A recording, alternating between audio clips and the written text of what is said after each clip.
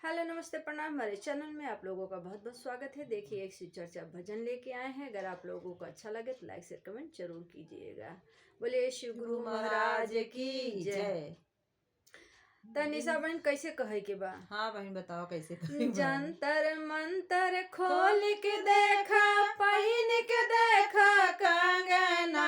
अरे जंतर मंतर खोल के देखा, पहिन के देखा कंगना। हमहू शिव के, अरे हमहू शिव के गुरु बना ले, तू बना ला बहिना। अरे हमहू शिव के गुरु बना ले, तू बना ला बहना। जंतर मंतर खोल के देखा, पहिन के देखा कंगना। जंतर मंतर खोल के देखा, पहिन के देखा कंगना। हमहू शिव के गुरु बनावले, तू बना ला बहिना। हमहू शिव के गुरु बना, तू बना ला बहिना। हमहू शिव के गुरु बनावले।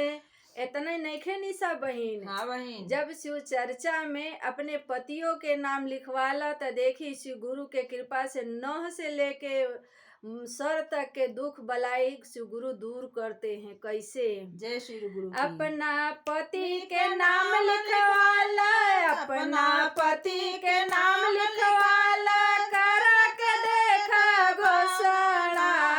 अपना पति के नाम लिखवाला, करा के देखा घोषणा। हमहू शिव के गुरु बनवले, तू बना ला बहिना। अरे हमहू शिव के गुरु बनवले, तू बना ला बहिना। हमहू शिव के गुरु बनवले, तू बना ला बहिना। इतने नइखे बहिन, चर्चा में तो खुद आवे, पति के लिए आवे और साथ में सास ससुर के नाम के घोषणा भी करवा दे तो भगवान सभी दुख दूर करते हैं। सासू जी के नाम लिखवाला, करा के देखा घोषणा। अरे सासू जी के नाम लिखवाला, करा के देखा घोषणा। हमहू शिव के गुरु बनवले, तू बना ला बहिना। अरे हमहू शिव के गुरु बनवले, तू बना ला बहिना। हमहू शिव के गुरु बनवले, तू बना ला बहिना। हमहू शिव के गुरु बनवले। अरे जेठ जेठानी के नाम लिखवा दे तो औरो बढ़िया है। तो कैसे चर्चा के भाव लागल बा? जेठ जेठानी के नाम लिखवाला, करा के देखा घोषणा। अरे जेठ जेठानी के नाम लिखवाला, करा के देखा घोषणा। अरे हमहू शिव के गुरु बनवले, तू बना ला बहना।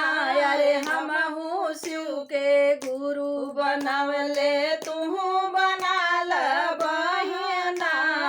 हमहू शिव के गुरु बनवले, तू बना ला बहिना। इतना नइखे बहिन, इहू से बढ़िया होला जब अपना बेटा बेटी के नाम लिखवा ले। तो बेटा बेटी के नाम लिखवाला, करा के देखा घोषणा।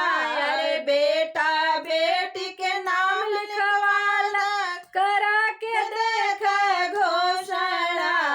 हमहू शिव के गुरु बनवले, तू बना ला बहिना। अरे हमहू शिव के गुरु बनवले, तू बना ला बहिना। हमहू शिव के गुरु बनवले, तू बना ला बहिना।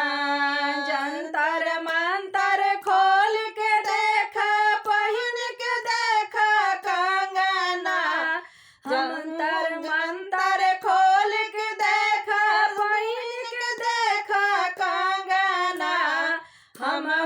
शिव के गुरु बनवले तू बनाल बहिना हमहू शिव के गुरु